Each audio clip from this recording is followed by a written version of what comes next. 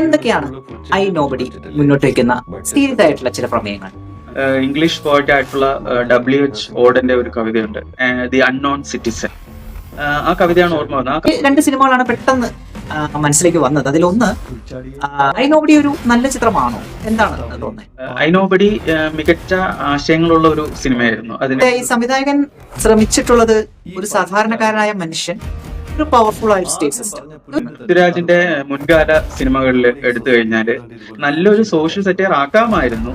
ഈ ചിത്രത്തിലെ ഒരു പോസിറ്റീവായ കാര്യമായിട്ട് എനിക്ക് തോന്നിയിട്ടുള്ളത് കേരളത്തിലെ ഈ ചില ഓൺലൈൻ ചാനലുകളെ അവർ സെറ്ററൈസ് ചെയ്ത രീതിയാണ്. ഇത്രയും ക്രൈമും പോലീസും അതിന്റെ പ്രശ്നങ്ങളും എല്ലാം ഡിസ്കസ് ചെയ്യുന്ന ചിത്രത്തിൽ ഒരിക്കൽ പോലും നമ്മൾ കേസോ കോടതിയോ വക്കീലിനെയോ കാണുന്നില്ല.